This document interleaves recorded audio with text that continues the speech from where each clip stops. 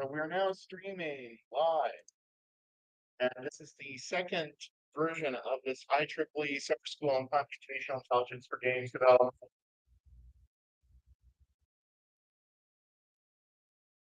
I would like to welcome all of you and everyone that's joining us online, Thompson Rivers University in beautiful Kamloops, British Columbia, Canada. And I'd like to remind everyone that we are on the ancestral lands of the Secwepemc peoples inside of the Secwepemc Hulu. And absolutely beautiful area inside of here, beautiful mountains, very warm, okay, very warm this week with temperatures. So if you're looking for a vacation in the future, come and see us here in person. And I want to thank everyone that is joining us here in person for this. We've got a lot of different activities set up. We've got a lot of different speakers set up. We're happy to be joined by creators of Crypto Necrodancer are going to be here. We also have a professor from the University of Alberta that's going to be talking about procedural content generation. Matthew's going to be here later. I've known Matthew for quite a few years. We've been kind of in the same sort of academic circles. And we're also going to showcase some of the stuff we do here at Peering in terms of our student planning events.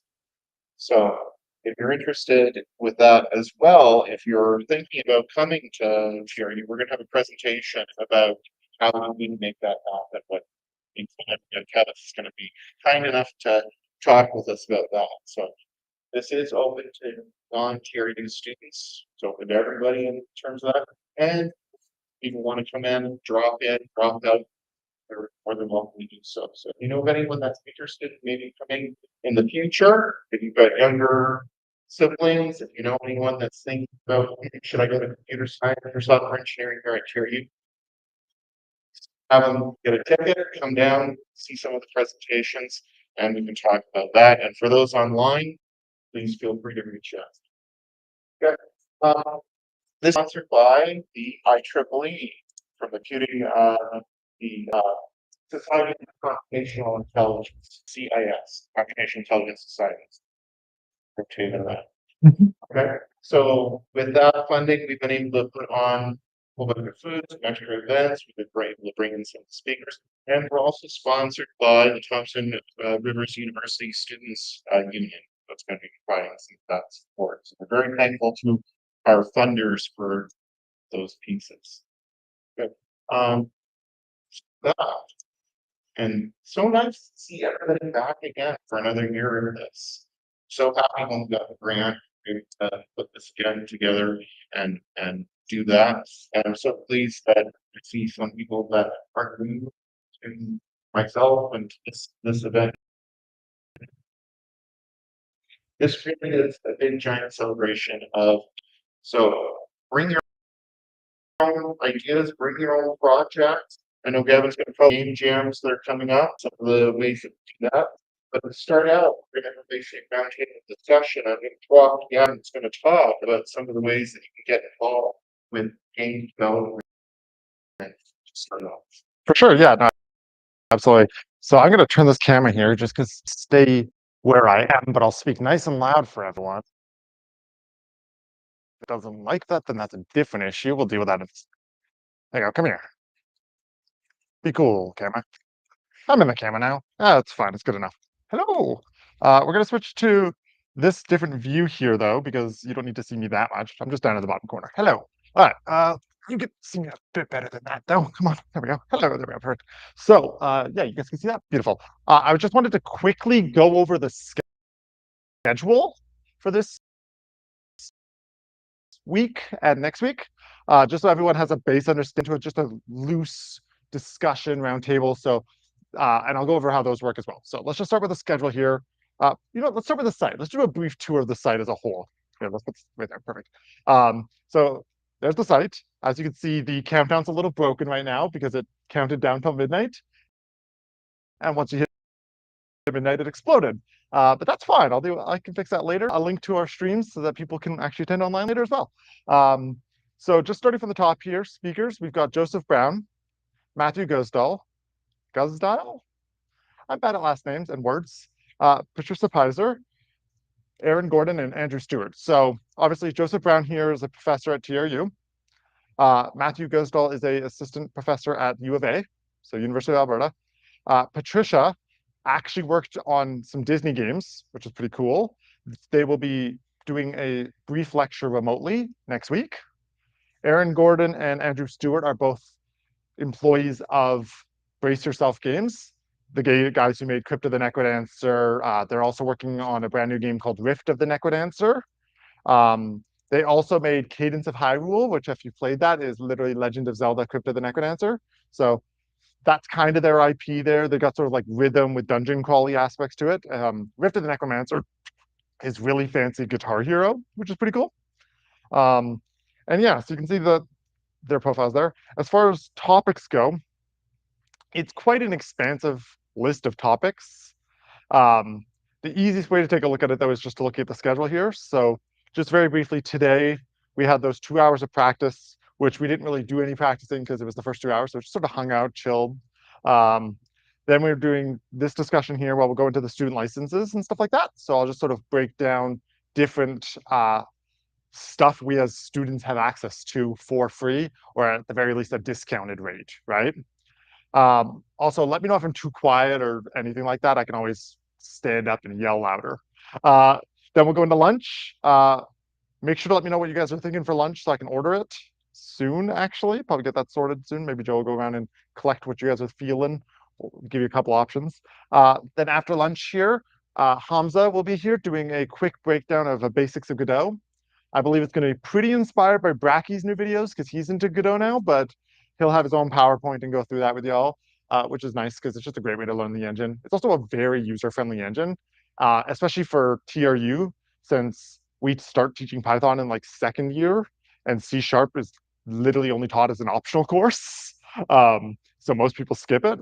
And especially with the way the curriculum is moving, I believe Python is moving to first year, right? Our coding 1 and 2, instead of Java, they're switching to Python. So Godot script is a variation of Python. So that should be pretty basic. Then we'll do another break, and then we'll do rule design and structure. Big Joe will talk about game design and that sort of thing. Most of the schedules are going to look the same way. So it's going to be roundtable, practice, roundtable, lunch, lecture, break, another lecture. Usually different topics. You can see that carries through across the board there. Basics of Unity, game design and prototyping, those are both Matthew. And then also basics of game AI will be Matthew as well there. And Joseph will talk about loot boxes, free to play, and monetization, how you get your monies. Next week's a bit different, but the first day is more or less the same. And then, like I was saying to you guys earlier here, if you look at the 25th and the 26th, they're a little different. And that's because our speakers are flying in the morning and then flying out at night. They're here for just the time that they're talking, basically. So it's practice in the morning.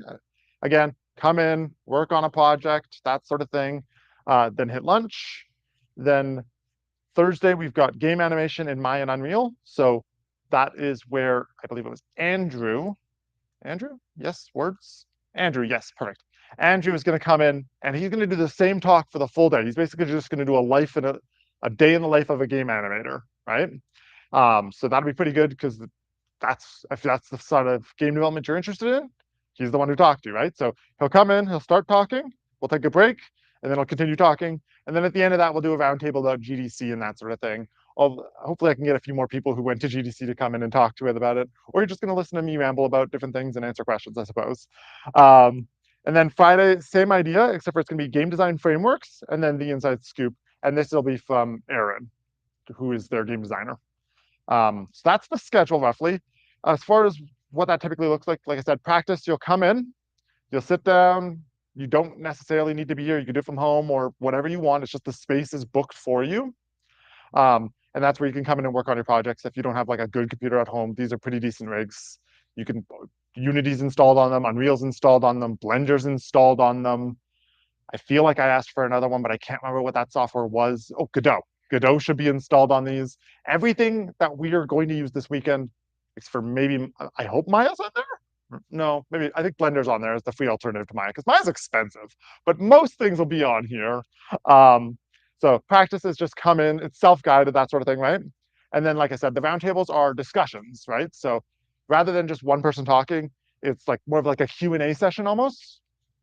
We'll have lots of mics for the other ones where you can just pass them around, ask questions, um, bring up ideas, right? So for this one here, once I finish rambling, we'll have that student license roundtable. So we can talk about different softwares people here have actually used where they have like student licenses, or I can just show you a bunch of different student licenses. It'll be a bit of a back and forth that way. And that'll be the same thing for the game engines where we sort of maybe have a discussion comparing game engines, like our experiences with Unreal, Unity, Godot, stuff like that. And then the game jam roundtable, we'll talk about what game jams there are right now, how to find game jams, some tips and tricks for game jams, that sort of thing. Um, game tools. So that rather than game engines, it's talking about like external tools. So for example, Mixamo is a great way to just do some basic on the fly rigging. Planetary processing is a software for creating an MMO integration into your game. So some multiplayer integration. Unity DevOps, for example, right? That's their cloud server stuff, GitHub, all that sort of thing. So we'll talk about those sort of tools. GDC roundtable, like I said, we'll talk about the experience of going to GDC, how to go to GDC next year, things we learned at GDC, right? That sort of thing. And then the last one there is monetization. It'll be a week after Joe's one. So maybe if people want to take his lecture, go off, look into different like financial avenues of game design, and then come back and we can sort of talk about how to get money for your game, for the development, how to monetize your game after the fact, and sort of have a brief, it's a discussion, right? So like very much you can share your perspective on loot boxes. You can talk about how much you love gacha and gambling, whatever you want. So those are the roundtables there, and then obviously like the different lectures are all going to be different, completely different, well, probably similar for slideshow purposes, but like ones that'll have some physical stuff about physically making board games or whatever, right? So there'll be a bit of variation as far as lectures go. So I guess the important thing to do now is just start with the student license roundtables. So I can get some more mics out there. Joe's got one though, if he wants to walk around, if someone says raise their hands and wants to talk about something. But just to get started here, Unity, I wanted to bring that one up first because that's the one that I'm pretty into. Unity has a student license. It's very decent. In addition to like getting the software, you can do secondary or post-secondary, both work well. Obviously, like you get some decent stuff. So the first thing you get is 20% off the asset store, and that's on top of any sales. So that's pretty nice. Obviously, it is their asset store specifically, but that's pretty good. You get this premium Cinti bundle. Cinti, I'm a big fan of their stuff. It's this low poly aesthetic stuff here. If I could spell better, that would make that a little easier, but that's okay. So Cinti is this 3D. They used to be focused on Unity. They're slowly moving over to Godot. But yeah, they're really good stuff. Aesthetically very like interesting and sort of like unique enough that I think that like your game could get some excitement from people when they see it. It doesn't feel like your standard full HD Arma looking like reused the same barrel in 700 different games stuff. There you are starting to see a little bit more stuff with people using the Cinti because they're gotten bigger, but I think it's still good enough that like it wouldn't hinder your game in any way to be using their stuff. So they give you a bundle there. Obviously, you get access to the editor and you get access to the cloud ecosystem. The one thing to note is that the cloud ecosystem does tend to charge as you use it. So if you're using Unity version control, for example, it's not a lot, but as you're building, you can notice that you're getting like $5 a month or something like that. Same with the seats. They'll give you 3 seats for free in the DevOps team. But if you add more, it's $5 per seat as well, right? So like as a company, not a big deal. As an individual, probably a little annoying, honestly. But like that all works pretty well. And then yeah, so Unity is a good way to start for a student. They actually have something called Unity Learn as well. And that is their own sort of game education system. So they do have a system in place for you to learn about Unity as well. So that's kind of nice. Not a bad course to take if you've got the time. They go over how to install Unity Hub, which is basically just their installer where you can install different versions of Unity rather than just doing one. And they got all the basics there. It's pretty nice. As far as other engines go, I'm not too sure about Unreal Student, but let's see if they have one. Okay, yeah, so Unreal has a student one too, that's great. And Godot doesn't need a student one because Godot is just free. It's open source too, actually, which is really nice. Open source stuff is the peak of computer science because Godot is that way and Blender's that way, and they're the best versions of those options. Um, as far as other things that we have access to, GitHub Student exists. I don't know if you've used it yet, but through here you have access to a ton of things that are all incredibly useful as a student. Uh, let's switch browsers so I can log in on it. Da, da, da, da, da, da, da, da. Cancel, go away. All right, let's see if it'll let me in here. Mhm, mhm. But the nice thing about GitHub Student is that you get access to a ton of different softwares.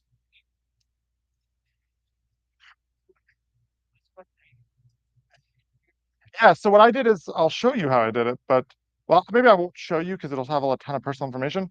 But you can go to my TRU, you can go to your progress, your transcript there, and you can so usually there's not an option to save it, but if you right-click print, you can save it as a PDF instead of printing out the whole thing, and you can send that in. Just your transcript. You want to make sure you're enrolled in courses though, so there's that section at the top that's like courses for fall 2024 or whatever. And then yeah, so then once you're in here, looks like I'm still good, so that's awesome. Let's see here. So you get GitHub Pro, which is nice. The more fun stuff is all this though. When it loads. Da-da-da-da-da. Oh, hilarious! I just realized that it is sharing the wrong screen. Hello. Can I do? Oh, perfect. That works better. Lovely. All right. Hi. So through here, they've got a ton of different stuff, as you can see from that top section. The one I really wanted to point out, though, is JetBrains. Um, specifically, Rider, which is one of the JetBrains software, has the easiest integration I've ever seen with Unity's code library. JetBrains in general, very solid software. Um, the reason they give you the student license is they're trying to get you hooked early, which makes sense. Um, but they go to GDC each year because like they are an industry used tool, right? It's very similar to not VS Code but Visual Studio, so it's got a little bit of longer boot time that way, unlike VS Code, which just instantly boots, which is really convenient. Um, but the software is good, and like you can see how much software they've got too, and you get all of it right when you're a student, right? So uh, obviously like C-Line, that's their C language one. IntelliJ is JavaScript, PHP, PyCharm, Python, PHP, obviously. Rider is their C# one that works for Unity really well. WebStorm, that one's really good for HTML, CSS, that sort of thing. Like there's a ton of different softwares here. They got plugins for days, and they've got great linkage to Unity. Separately from that, though, there's a ton of stuff in here that could be relevant as students as well. Obviously, Namecheap, great way to get a domain. .tech, again, great way to get a domain. GitHub Copilot, that's an extension you can put in your VS Code or your Rider, and that's pretty useful. Microsoft Azure, obviously you can use some of their cloud stuff for a pretty decent rate. Name.com, again, a good domain. So like I was saying, tons of stuff in here. One thing that's kind of underappreciated here that I really like is DataCamp. DataCamp, not as relevant for us here for this, but I just want to bring it up because it's gamified learning of databases. So I don't know if you've heard of boot.dev. They don't have a student one, but as far as gaming and students go, this is relevant. It's gamified learning of computer science principles, right? So if we go to not their quests, their courses, nope, not the boss. Where are your courses hiding? Which one am I looking for here? Oh, okay, they're on the main page. I'm dumb. I was overcomplicating it. So they've got Python, sheets and terminals, or sorry, shells and terminals, Git, then a project, and they've got a bunch of sort of fundamental learning stuff that way, right? They've got 24 different things here, and then an additional 4. The free license gives you the first 3 chapters of each one. So for example, this Python one here, I was able to finish all the way to functions. So 47 out of 157. And that's gamified learning of computer science principles. So pretty fun. And the data camp is the same idea, but for databases, SQL. They go into some AI and stuff that way. So pretty great way to learn some stuff, and we get 3 months free of a subscription. So kind of nice. And then yeah, like I said, there's a ton in here. Bootstrap Studio is a great software for if you're trying to make a website, because Bootstrap Studio sort of covers a little bit of the basic functionality, and then you could bring in all the actual stuff that's exciting to your website yourself. The TRUSU Gaming website, not the best website I've ever made.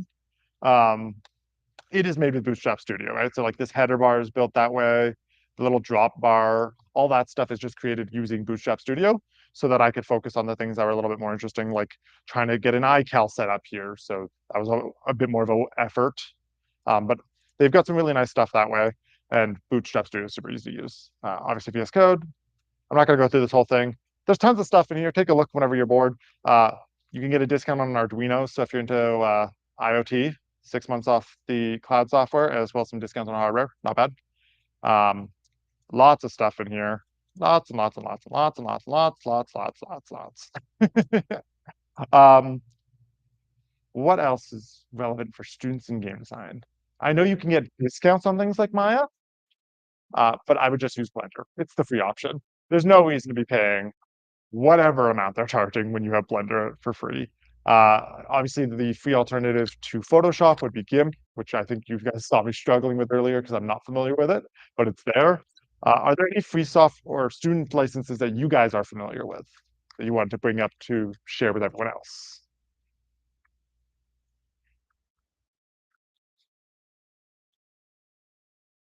What about you, Joe? You got any that you know of? Student licenses for things? No? Yeah. Front-end masters? And what's that for? What do you do with it? Oh, cool. So it's like the gamified learning, but for front end.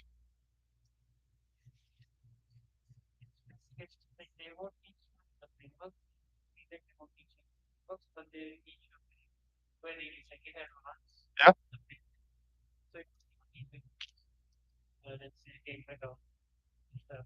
Yeah. Heck yeah, no, I'll have to mess with that myself because that sounds pretty good. Because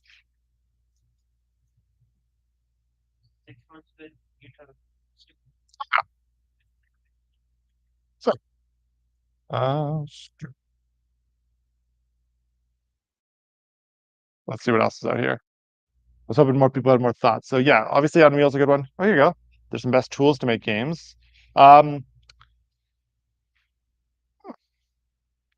so I guess one thing I can bring up right now, because I don't know if it'd be brought up later, is a few places where you can sort of get learning rather than the software themselves, right? Because like you're going to use one of the three engines, and then as far as like other things to use as students trying to learn, trying to especially with your limited budget, right? Most people are more financially responsible than I am, so you don't just throw money away like no tomorrow. So obviously, like if you're into pixel art, Aseprite, realistically my favorite pixel art software. Incredibly good software, um, very easy to use. You've got layers, and then you've got frames as your layers working, right? So like pretty basic visually, but you can see here down in the bottom left there, they've got all those like that huge chart down there. That's because each of those, each vertical row, yeah, each row is a layer. And then if you, as you look, each column is a frame, right? So like you can animate it in there, export it as GIFs. You can expand it too. So as much as you're only creating your pixel art in 32 by 32, for example, you can blow it up to 320 by 320 so it doesn't get like pixelization or like it doesn't smooth out weirdly, right? And like you can see there that the animation software works great. You can also see the previous layers. It's got onion skinning, I believe, as well there. Incredibly good pixel art software if that's the way you're going. And then as far as 3D animation goes, if you're interested in that side of things, like I was saying, is Blender is the free version of Maya. So I would just use Blender, honestly. But you can see some of the work that people are doing in here. It's pretty good, pretty great stuff. And because it is using layers, you can move objects around however you want to, right? Um, other things that are relevant, if you're looking for assets, itch.io is a great way to get sort of cheaper assets. Um, which are always really nice, right? So you can see that they've got all that. But if you look here, there's a game asset section. Usually pretty good pricing, right? So you can get like all this modern exterior stuff for only $250. This one is going to be relevant this weekend, I believe. So Kenny, not Jay Kenny.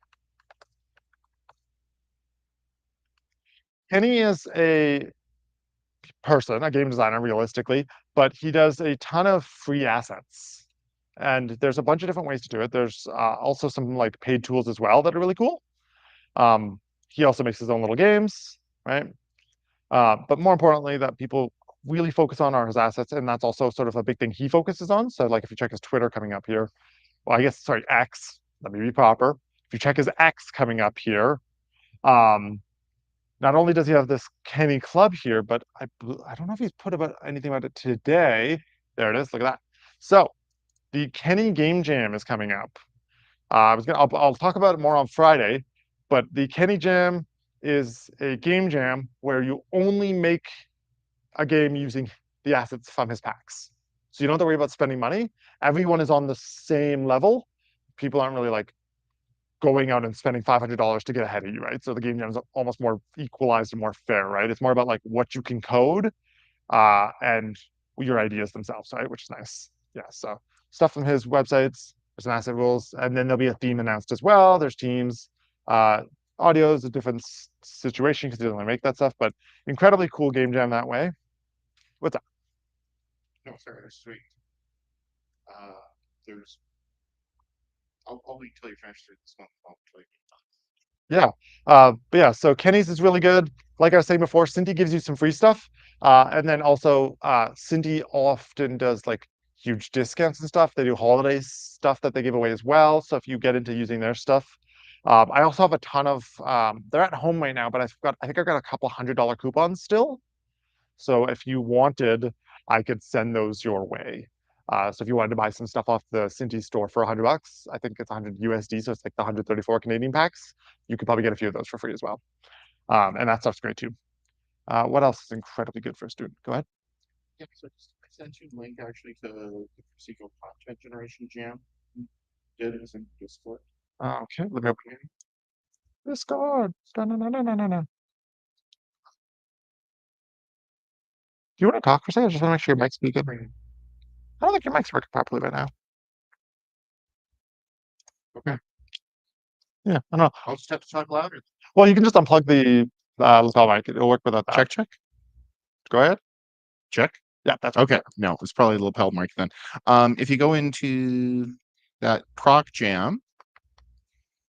Just open up Discord here then. Because Discord's being funky. You sent it to me via Discord. Yeah, I sent you just the message of that. But proc jam. Yeah, I'm Holly, the computer. All right, there we proc go. jam.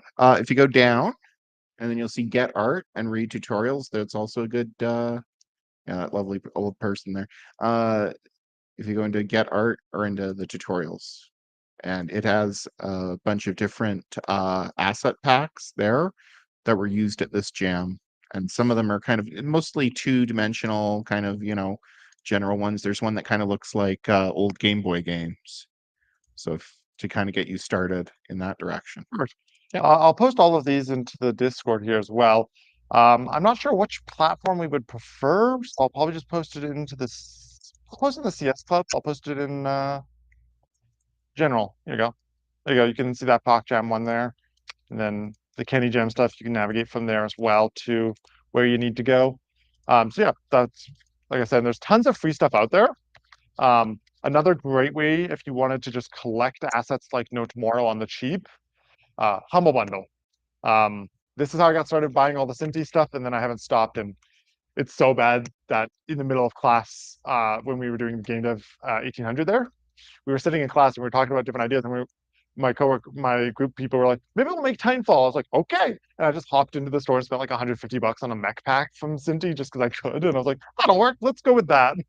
So like in here, obviously there's like a ton of books and stuff, but as you get down to the bottom here, lots of stuff about like learning Godot, some extensions for your different softwares, some 3D assets and stuff like that. So like Unreal, tons of decent or cheap bundles that are like, I don't know, $40 and you get like probably like $500 worth of stuff minimum usually. Let's see, what are they valuing this at?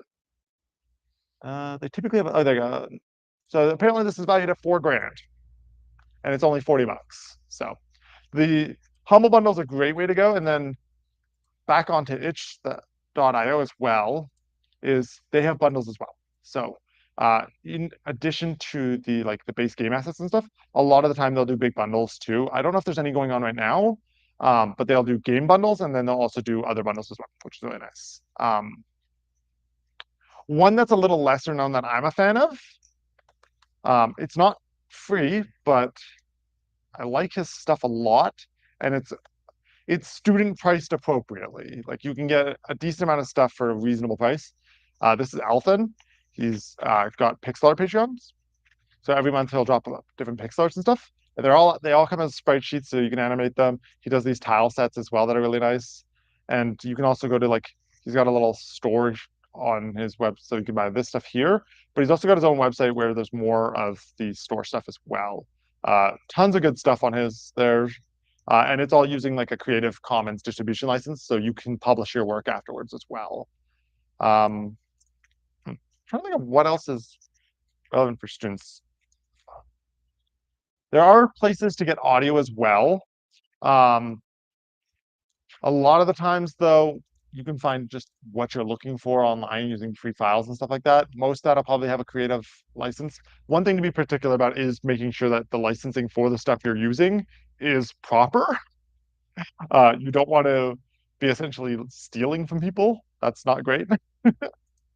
Um, I'm trying to think of what else is relevant for students. The nice thing about being a student is like we have access to the main game engines, and they're already so cheap. I'm trying to think of what other licenses and softwares are relevant. Um, yeah, something. Yeah, I would say the other bit with that is any sort of like graphics work sort of station. And a lot of those, I know at least when I was going through, there are deals to be had for, your general like Word, those types of things. Definitely check with the bookstore too. Like go down there and see what kind of things are available. I know when I was going through too that there was things if you wanted to have like, Microsoft and that if you're coming through there then they're willing to do it. The other thing is, don't feel afraid also to just email the creators of these things and say, like, I'm a student, I want to learn your software. What can you do for me?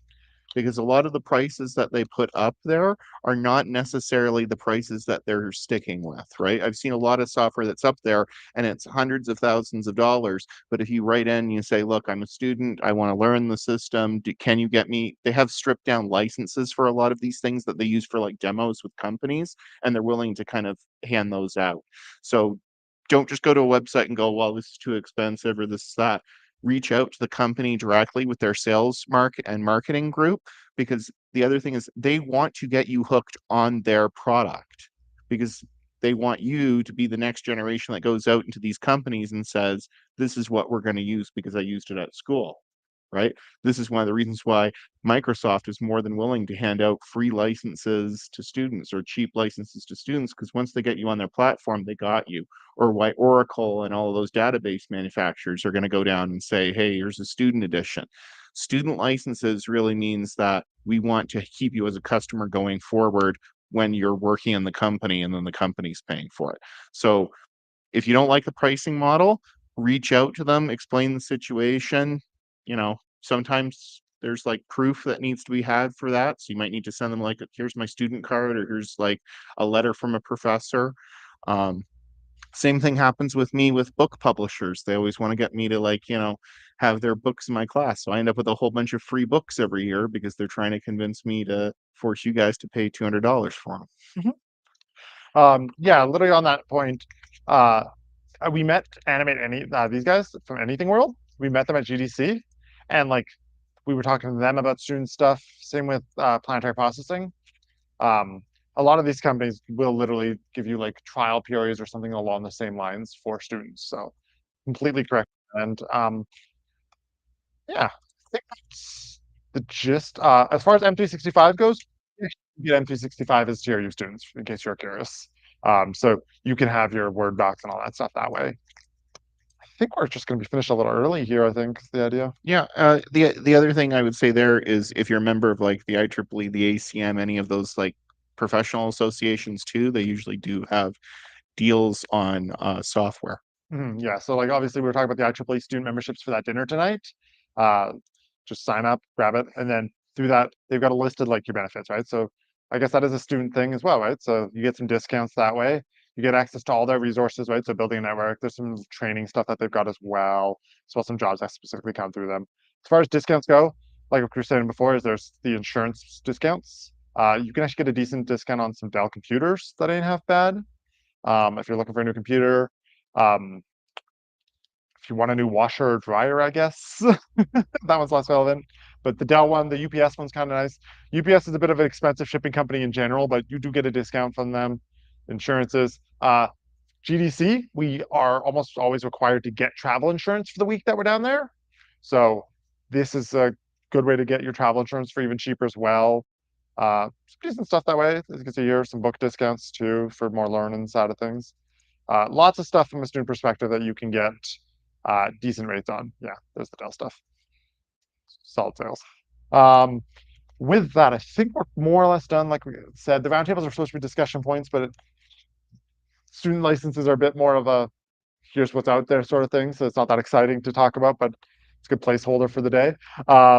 We will be back at 1 o'clock. Hamza will be here talking about Godot. Yeah, so come back at 1 o'clock. We've done now the tech demo. We know that we're streaming, and when we come back, we'll be doing that. And in the interim, maybe we should talk about what are we doing for lunch? Yeah, we'll order lunch. We don't need to do it on stream though. Stream, I'll let you go.